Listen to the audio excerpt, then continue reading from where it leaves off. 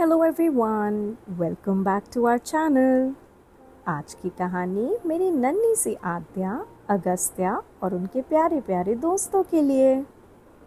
नमस्ते बच्चों, आज मैं लेकर आई हूँ एक और बहुत ही अद्भुत, रोमांचक और सीख से भरी पौराणिक कहानी। एक ऐसे भक्त की जिसने भगवान पर अटूट विश्वास रखा और एक ऐसे अवतार की जिसने अधर्म का अंत किया। हमारी आज की कहानी में होगा एक बड़ा सा राजमहल, एक घमंडी राक्षस राजा और एक नन्हा बालक जो सिर्फ भगवान विष्णु को अपना सबसे अच्छा और सच्चा दोस्त मानता था। तो चलिए आंखों को बंद करते हुए मन में एक सुंदर सी तस्वीर बनाते हैं और शुरू करते हैं आज की कहानी। तो बच्चों, बहुत समय पहले की बात है। एक राक्षस राजा था जिसका नाम था हिरण्यकश्यप। उसने कड़ी तपस्या करके भगवान ब्रह्मा जी से एक वरदान पा लिया था कि उसे ना तो कोई इंसान मार सके, ना कोई जानवर, ना उसे दिन में मार सके ना रात में, ना घर के अंदर मार सके ना घर के बाहर। और तो और उसने ये भी मांगा कि उसे कोई हथियार भी ना मार सके, यानी ना अस्त्र ना शस्त्र। अब उसे लगने लगा कि वह अमर हो गया है और उसे कभी कोई नहीं मार सकेगा। उसे अपने ऊपर अहंकार होने लगा और वह तीनों लोकों पे अत्याचार करने लगा। और इसी घमंड में उसने एक अजीब सा आदेश दे दिया। वह बोला, अब सिर्फ मेरी ही पूजा होगी और भगवान विष्णु का नाम कोई नहीं लेगा।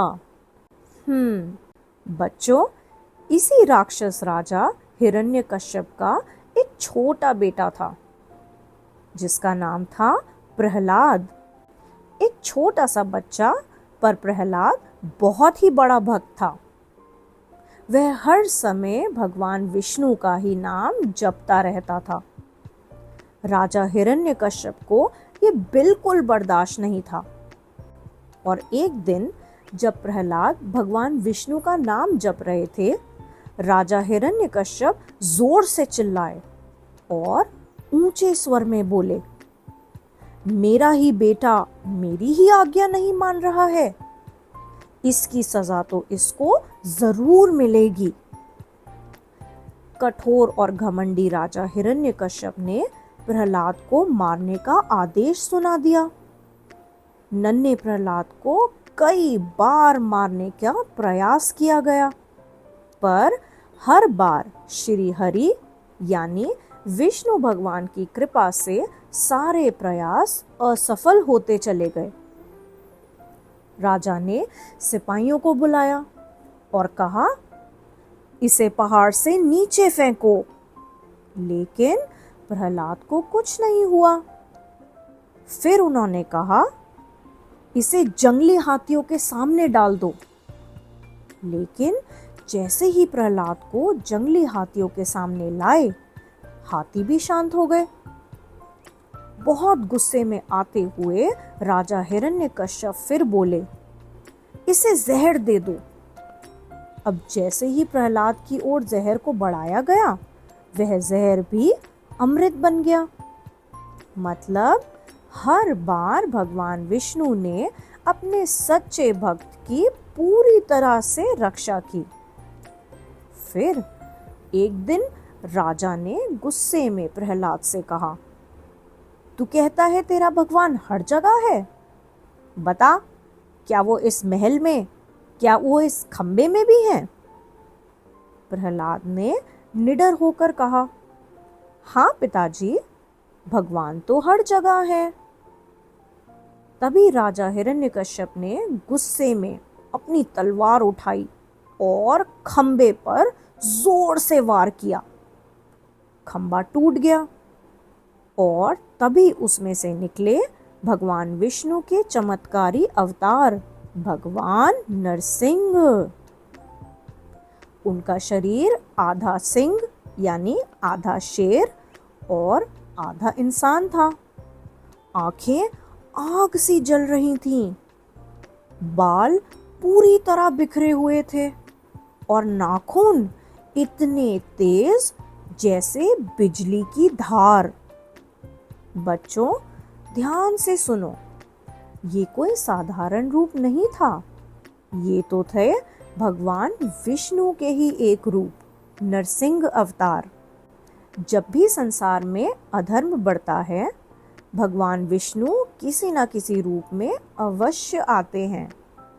तो बच्चों, भगवान नरसिंह का ये विकराल रूप देखकर सारा महल डर से कांप उठा और इसी घड़ी शुरू हुआ घमंडी राजा हिरण्यकश्यप का अंत।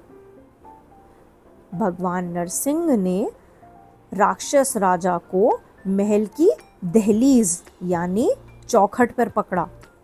अब वो ना घर के अंदर थे ना घर के बाहर।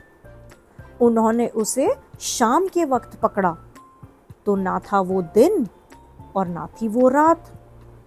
और बिना किसी हथियार का इस्तेमाल करते हुए भगवान नरसिंह ने हिरण्यकश्यप का वध किया अपने तेज नाखूनों से, और उसी पल अधर्म का अंत हो गया। लेकिन कुछ क्षणों के बाद तक भी नरसिंह भगवान का गुस्सा शांत नहीं हो रहा था।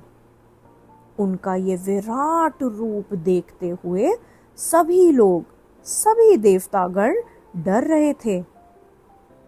तब आगे की ओर आए नन्हे प्रहलाद। वो धीमे कदमों से मन में प्रेम के भाव लेकर भगवान नरसिंह के पास आए और अपने दोनों हाथ जोड़कर बहुत विनम्रता से बोले, प्रभु, आपने मेरी रक्षा करी है। देखिए, मैं बिल्कुल ठीक हूँ। अब आप कृपया करके शांत हो जाइए। छोटे प्रहलाद की मासूम सी आवाज सुनकर भगवान नरसिंह की आंखों में बहुत प्यार आ गया और वे पूरी तरह से शांत हो गए।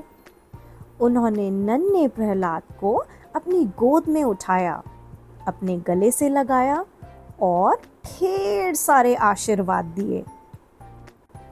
तो बच्चों, आज की कहानी से हमने क्या सीखा? आज की कहानी से हमने सीखा कि सच्ची भक्ति में बहुत शक्ति होती है। मतलब भगवान हमेशा अपने भक्तों की रक्षा करते हैं।